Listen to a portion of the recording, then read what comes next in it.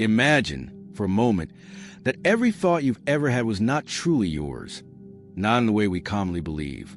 What if, instead of generating ideas from some internal wellspring of individuality, you were merely tuning in like a radio receiver catching fragments of a vast, invisible broadcast?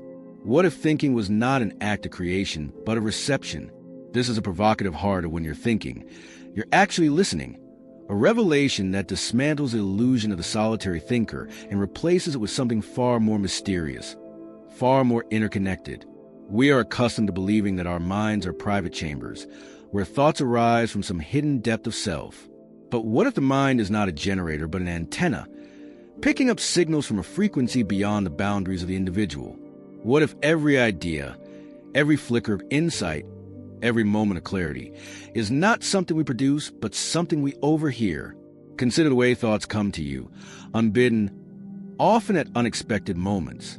A solution to a problem arrives not while you are straining at it, but in the shower, or on a walk, or in the half-dreaming space between sleep and waking. Inspiration does not feel like construction. It feels like discovery, like stumbling upon something that was already there, waiting. Even the most original thinkers, artists, scientists, philosophers, often describe their breakthroughs as moments of receiving rather than making. Einstein spoke of following the hint of an idea as if it were leading him.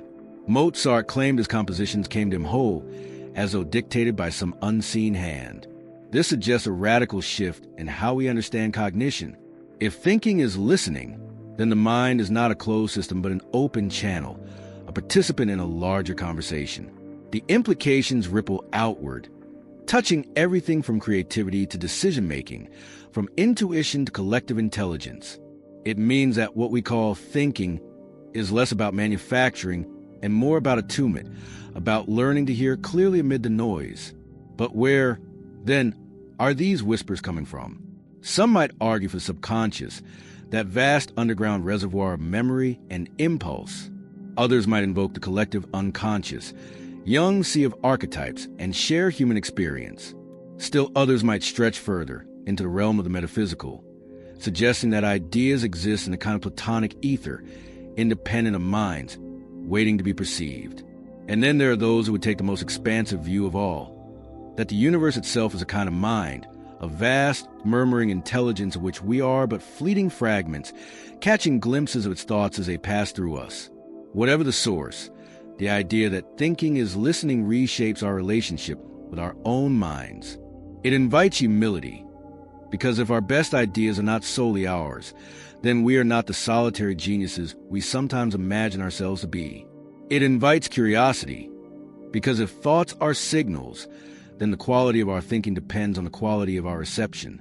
And it invites reverence, because if the act of thought is an act of listening, then the universe is speaking and we are here to bear witness. This is not merely a philosophical abstraction. It has real, tangible consequences. How many times have you struggled with decision, only to later realize that the answer was there all along, whispering beneath the clamor of your doubts? How often have you dismissed an intuition, only to later wish you had heeded it? If thinking is listening, then learning to think is learning to listen well, to still the internal noise, to fine-tune the dial, to recognize the difference between the static of fear and the clear signal of truth. And so we begin here at the threshold of a new understanding. The journey ahead will take us through the core themes of this idea, the symbolic narratives that give it depth, and the practical ways it can transform how we live. But for now, let us simply sit with the possibility that every thought is a whisper from somewhere else, and that the act of thinking is at its essence the art of listening. To think is to listen, but to what and how?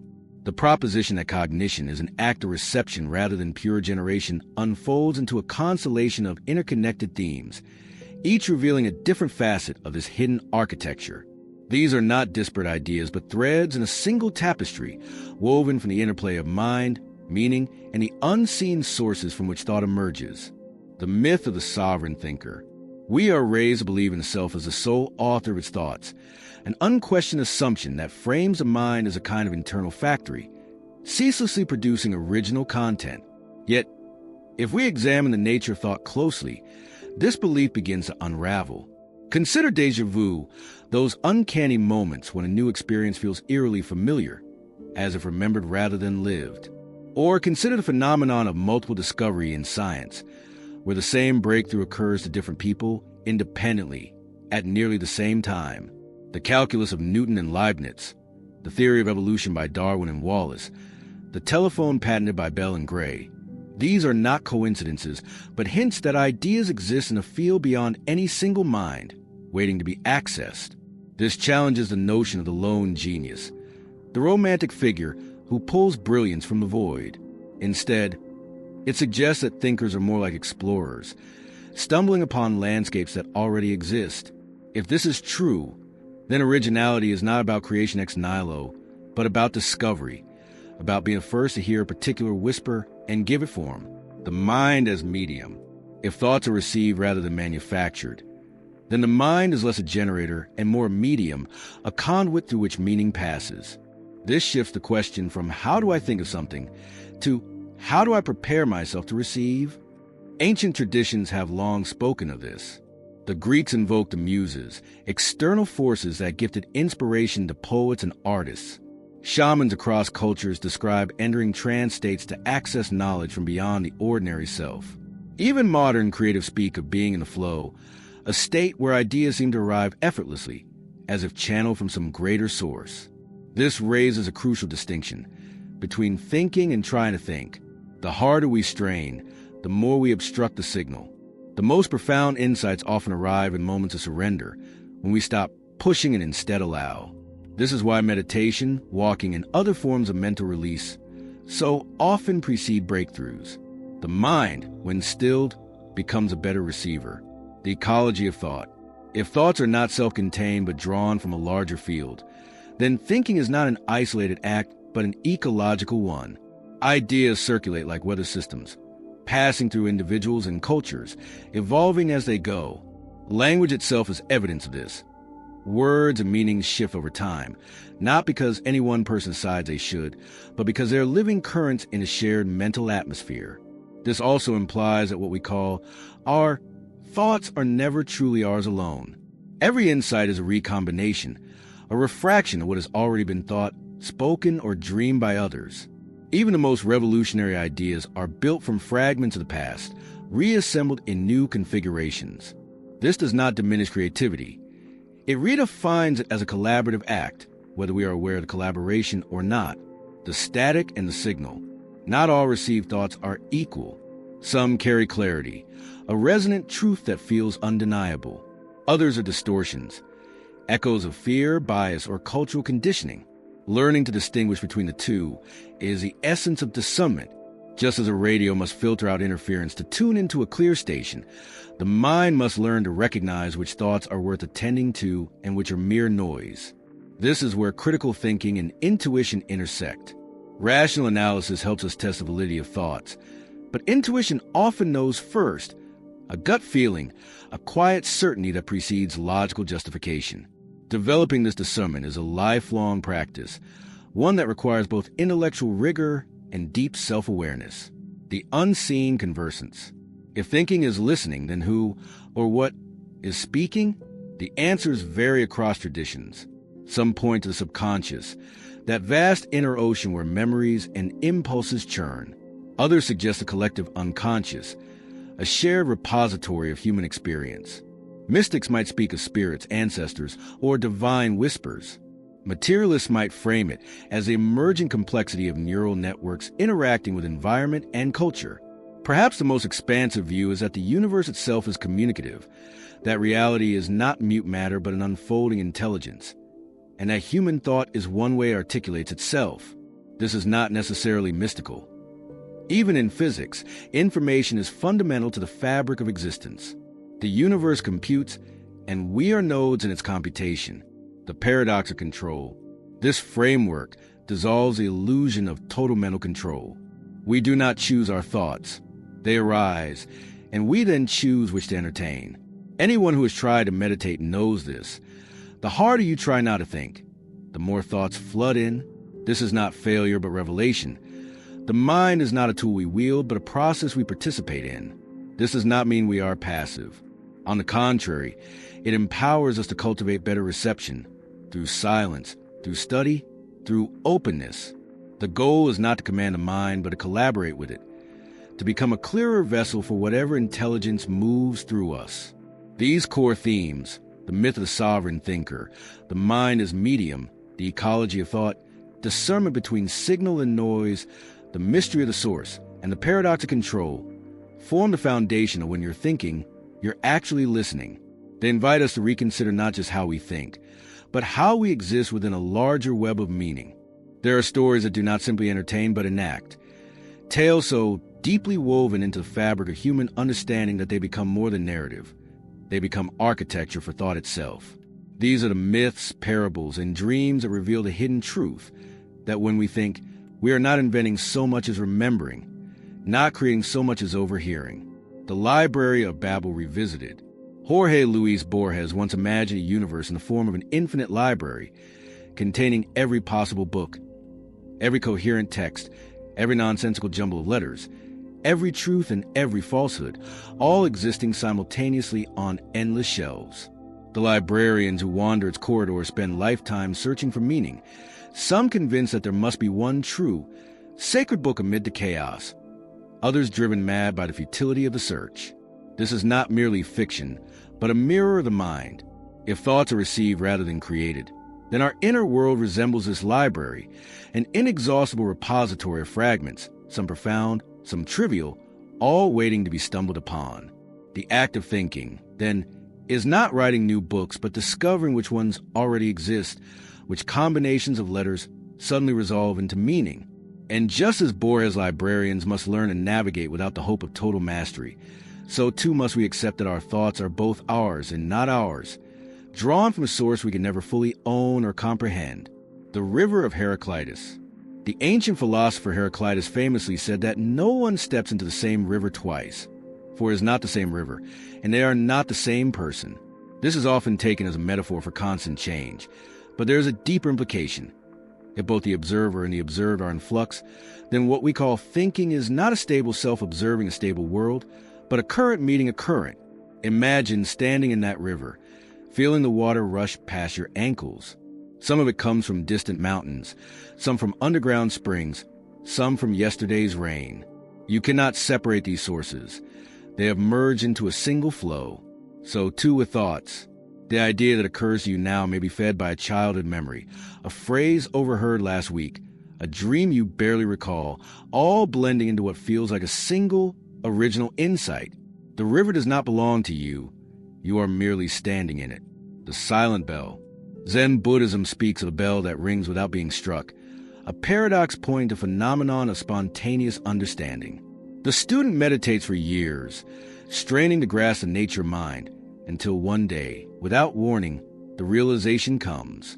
It does not feel like an achievement, but like a gift, as though the answer was always there, and the mind simply needed to quiet itself enough to hear. This is the essence of thought as reception. The bell's sound exists before the strike. The truth is present before the thought forms. The thinker's task is not to manufacture insight, but to remove the obstacles to hearing it. In this light, the moments we call epiphanies are not sudden creations but sudden clarities. The moment when the static fades and the signal comes through. The dreaming ancestors. Many indigenous traditions hold that the ancestors speak through dreams, that the waking world is only one layer of a deeper conversation. In this view, the mind in its most receptive state, during sleep, vision, quest, or trance, becomes a bridge between realms. What modern psychology calls the subconscious is, in these traditions, a meeting place with older voices, a council of spirits and memories that guide the living. This is not so different from the creative process, as described by artists and inventors. The composer hears a melody in a dream. The scientist wakes with a solution to a problem. The writer feels as though the story is being dictated by some unseen presence. These experiences suggest that the barrier between inner and outer thought is far more porous than we suppose, and that the mind, when properly attuned, can become a medium for voices beyond the individual. The whispering gallery. In certain cathedrals and caves, architecture conspires with acoustics to create whispering galleries. Spaces where words spoken softly at one end can be heard clearly at the other, as though the walls themselves carried a message. The speaker does not raise their voice. The space does the work. The mind, too, has its whispering galleries, states of consciousness, habits of attention, ways of being that allow faint signals to amplify into clarity. This is why artists create rituals, why thinkers pace or stare into the distance, why rituals and routines matter. These are not superstitions, but techniques for tuning the gallery, for positioning oneself where the whispers can be heard. The mirror of echoes. Narcissus fell in love with his reflection, not realizing it was his own image he adored. This myth is often taken as a warning against vanity, but also reveals something about thought. What we believe to be our own may only be an echo. The mind reflects what it encounters, and without discernment, we can mistake the echo for the source. This is a danger of unexamined thinking, the risk of assuming that every thought that passes through us is ours, true, and worth acting upon. But if thinking is listening, then some of what we hear is distortion, some is projection, and only some is signal. The challenge is to recognize the difference, to know when we are hearing wisdom and when we are only hearing ourselves talk. The living mythos. These narratives are not mere stories. They are maps of the territory where thought arises. They suggest that the mind is not a closed room but crossroads, a place where influences meet and mingle. To think, then, is to participate in something larger, an exchange that transcends the individual, a conversation that began long before us and will continue long after. The most profound ideas remain abstract until they touch the ground of daily life. If thinking is indeed an act of listening, then how does this shift the way we work, create, decide, and relate? The implications ripple outward, transforming not just how we understand the mind, but how we live within it. The cultivation of silence. We live in an age of mental noise, a relentless barrage of notifications, opinions, and distractions that drown out the subtler frequencies of thought. If insight arrives as a whisper, then the first practical step is to make space for it. This is why so many traditions, from monastic contemplation to the routines of prolific artists, emphasize the necessity of silence. But silence is not merely the absence of sound. It is the presence of receptivity. It might take the form of a morning walk without headphones, a few minutes of staring out a window, or the deliberate pause before responding in conversation. These are not passive moments, but active ones, the mental equivalent of adjusting the dial to a clearer station. The mind, when not shouting over itself, begins to hear what was always there, the discipline of unfocus. Modern productivity culture worships focus to the point of exhaustion, as if brilliance were only possible through relentless strain. Yet some of history's greatest breakthroughs arrived in moments of unfocus. Archimedes in his bath, Newton under the apple tree, Kekulé dreaming of the Ouroboros that reveal benzene's structure. These were not accidents, but demonstrations of a principle. The mind solves problems best when it stops trying so hard to solve them. This is not an excuse for laziness, but an argument for rhythm. The brain has its own cycles of effort and rest, and the most original thinking often happens in the spaces between. Schedule time for idle walks, for daydreaming, for activities that occupy the hands but free the mind. The goal is not to escape thinking, but to enter its deeper currents. The practice of noting. If thoughts are received, then not all of them deserve equal attention. Mindfulness traditions speak of noting, the practice of observing thoughts as they arise, without immediately identifying with them. This creates a crucial distance. Instead of thinking this is my fear, my desire, my judgment, we learn to think this is a thought passing through. Applied practically, this means developing a filter between reception and reaction. When an idea arises, especially one charged with emotion, pause. Ask, is this signal or noise? Is this coming from clarity or from conditioning? Not every thought is a message worth following. Some are echoes of old wounds or societal scripts. The art lies in knowing which to heed and which to let go. The ecology of influence. Just as a body is shaped by what it consumes, a mind is shaped by what it absorbs. If thinking is listening, then the quality of our thoughts depends on what we expose ourselves to. This goes beyond consuming good content and into the realm of deliberate immersion. The books we reread, the conversations we return to, the environments that sharpen or dull our attention. Seek out what the poet John Keats called soul-making inputs, experiences that resonate at a deeper frequency than the algorithmic churn of modern media. Curate your mental diet as carefully as your physical one. Surround yourself with voices worth overhearing. The courage of uncertainty. A mind that understands itself as a receiver must also accept that it cannot know everything. This is uncomfortable in a culture that prizes certainty, but it is also liberating. When faced with a difficult decision, instead of straining for an answer, try asking, what wants to emerge here? This shifts the posture from forcing to allowing, from asserting to attending. This does not mean passivity. It means partnership with the unknown. Some of the most successful entrepreneurs, artists, and leaders describe their process not as rigid planning, but as adaptive listening to market shifts, to creative impulses, to the needs of the moment. They trust that the next step will reveal itself when the time is right. The ritual of capture. Inspiration is notoriously indifferent to convenience. Ideas arrive in the shower, in transit, in the half-conscious haze before sleep. If thinking is listening, then we must be ready to record what we hear. Da Vinci carried notebooks everywhere. Beethoven scribbled on scraps during walks. Modern creators use voice memos and apps. The medium matters less than the habit. What is not captured is often lost. But capture is only the first step. The second is revisiting, returning to those fragments to see which still resonate after the initial spark fades. Many will be trivial. A few will contain the seeds of something vital. The difference between a fleeting thought and a lasting insight often lies in this act of return, the humility of co-creation. When we recognize that our best ideas are not solely ours, it changes how we collaborate. Brainstorming becomes less about asserting opinions and more about creating conditions for shared revelation. The kind of dialogue where the group arrives at insights no individual could have reached alone. This is the magic of the best teams, partnerships, and salons, a sense that something larger is speaking through them. It also reshapes how we handle credit and ownership. If the mind is an antenna, then even original work is inevitably a recombination of inherited signals. This is not a diminishment, but a redefinition of creativity, one that honors lineage while still making something new. The listener's life.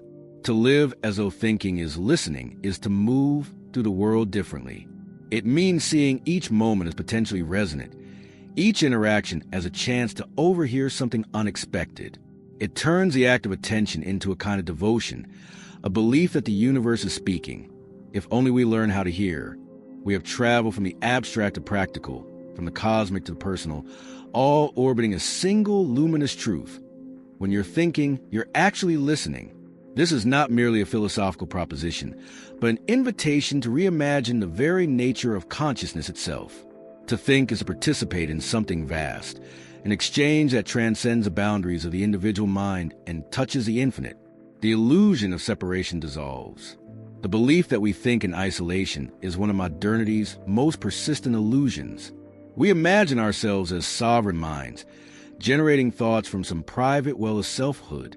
But just as the ocean cannot be divided into truly separate waves, the mind cannot be severed from the currents of meaning that flow through it. Every insight, every moment of clarity, is a collaboration, with memory, with culture, with the murmurs of the unseen.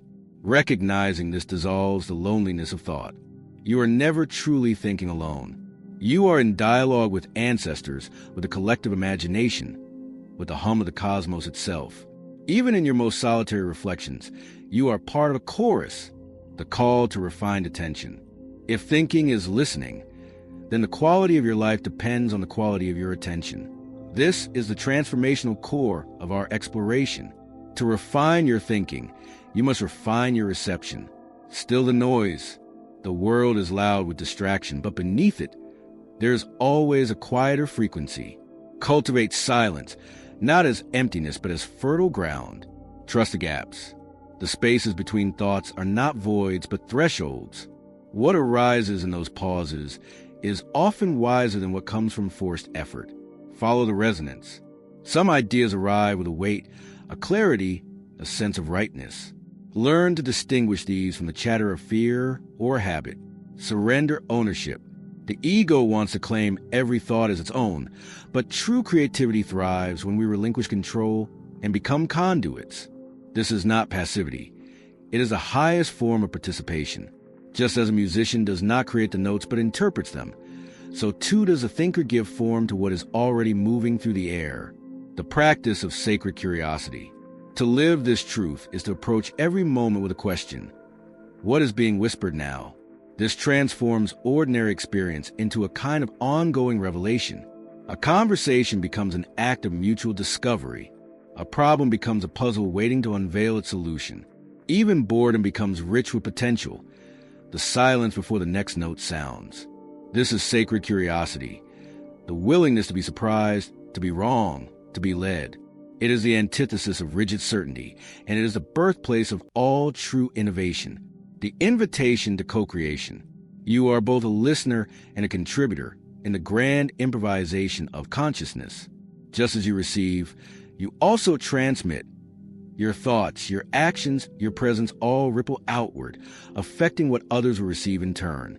This is a responsibility that comes with the realization. The more clearly you listen, the more clearly others can hear. Imagine a world where we all understood thinking as listening.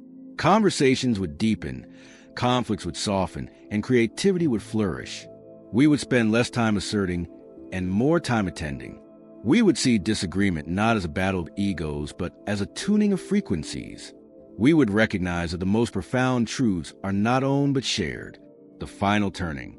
So here, at the end, we return to the beginning, but with new ears. The next time a thought arises, pause. Ask yourself, where is this coming from? Not to trace it to some neurological source, but to feel its texture, its weight, its place in the larger pattern. The universe is not silent. It speaks in dreams and intuitions, in the sudden knowing that arrives unannounced. It speaks through the words of others, through the synchronicities that catch your attention, through the ideas that feel less invented and more remembered. Your task is not to manufacture meaning, but to listen for it, and then to give it voice. This is a transformational call. Stop trying to think so hard. Start listening. The rest will follow.